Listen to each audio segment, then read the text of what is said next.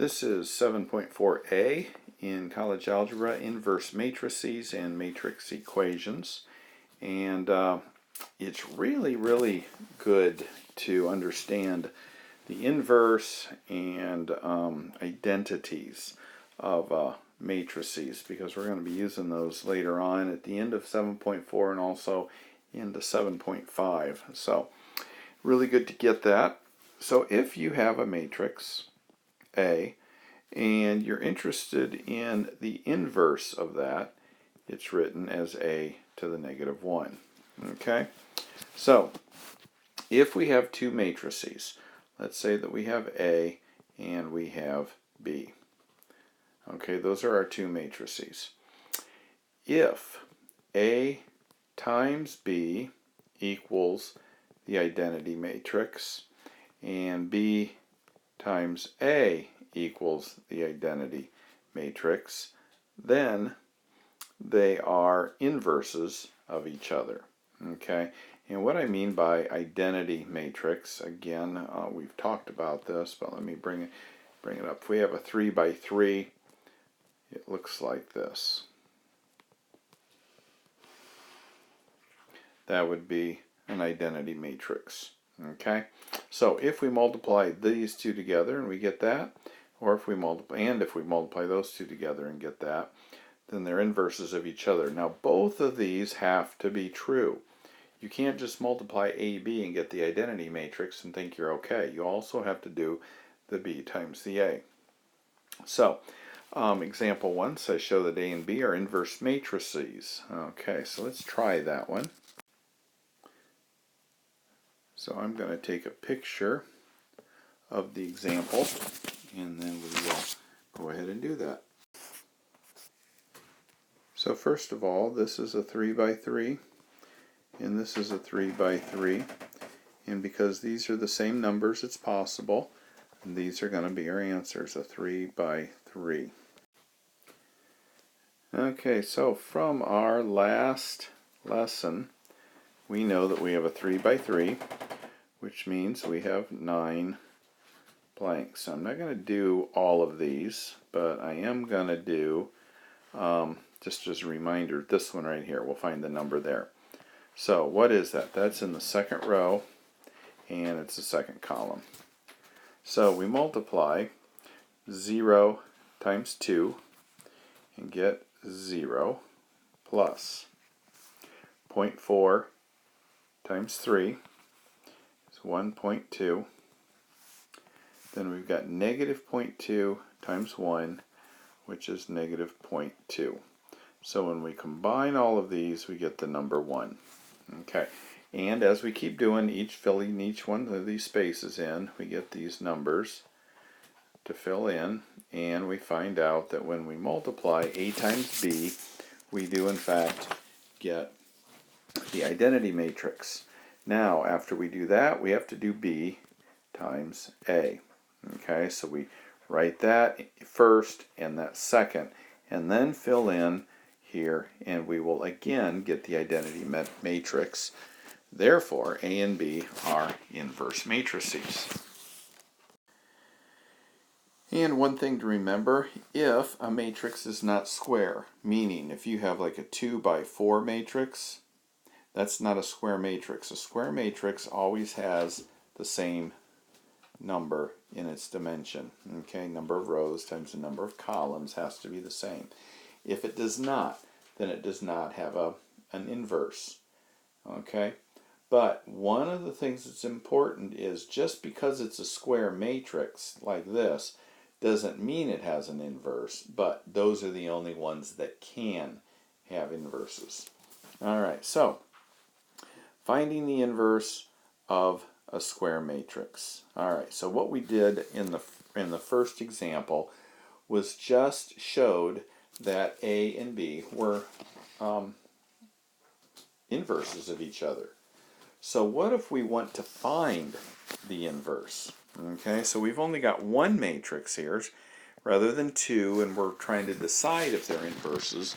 We're given one and we're asked to find the inverse. Okay, so in the middle of page 550, it gives us the three things you need to do.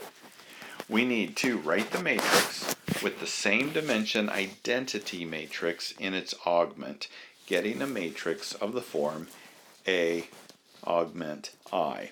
Okay, so let me draw or write one of those so that you know what we're talking about. So we're going to use example 2 as our example. So it gives us 2, 2, 2, 1.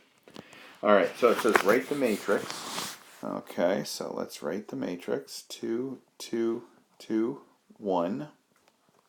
Okay, and then it says with the same dimension identity matrix in its augment.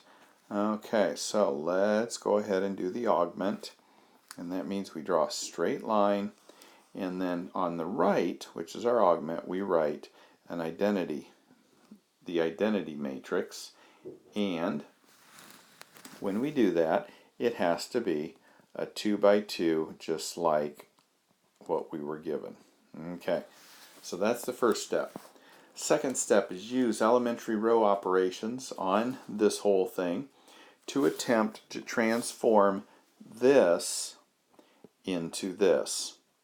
What we want this to be 1, 0, 0, 1. We want to, in essence, really move what this is here over to here. We can't just move it. We have to use row operations in order to do that. And this will give us a new matrix in the form of the identity matrix will be here and a bunch of other numbers will be over here. Okay, so what the bunch of other numbers we have over here then will be the inverse of our A right here.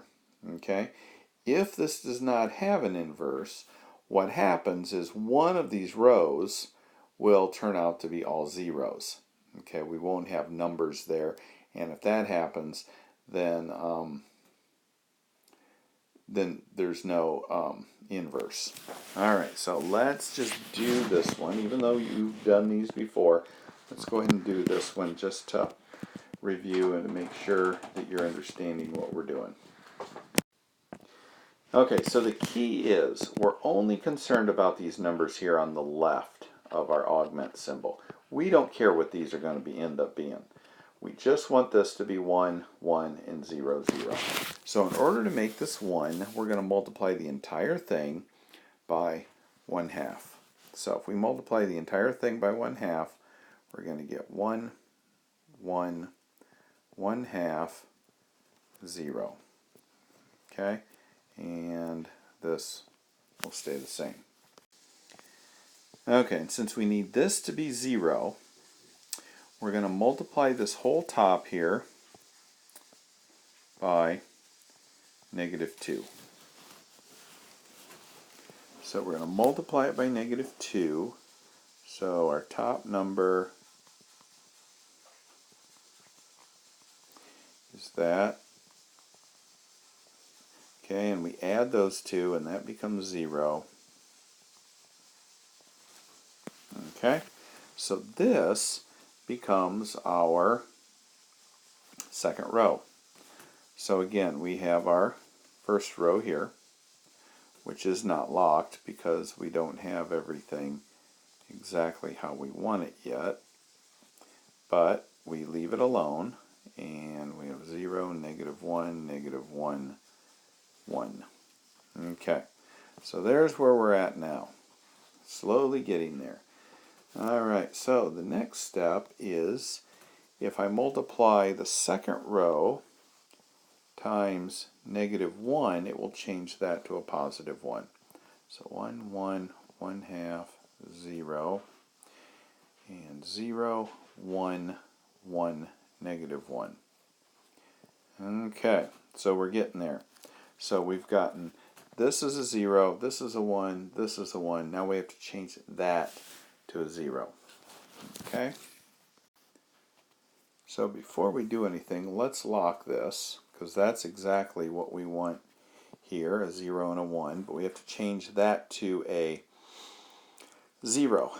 So if we multiply this second row that we have locked by a -1, we have 1, 1, 1/2, 0, 0, -1, -1, 1. We add those together, this becomes my new first row. Alright, so let's go ahead and write what we have. So now we have 1, 0, negative 1/2, 1. And the second row, which we had locked, we'll write our locked version, which we always do. And we have our identity matrix, which means what we have over here is the inverse of what we started with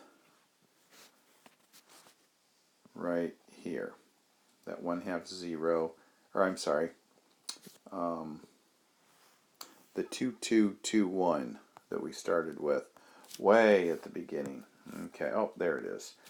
Okay, so what we found was the inverse of this is all the way down here. This here, negative 1/2, 1, 1, negative 1. Okay, so that is example 2. Gives you an idea of what we got going on there. We can verify that by multiplying what they gave us. A equals 2, 2, 2, 1, and a to the negative 1, which is what we just found right here. Negative 1/2, 1, 1, negative 1. Okay, if we multiply a times its inverse, we will get the identity matrix 1, 0, 0, 1. Okay, so therefore, that being the case, we did it correctly and everything is good. Okay, so before we start example 3, we'll start a new video. So this is the end of 7.4a.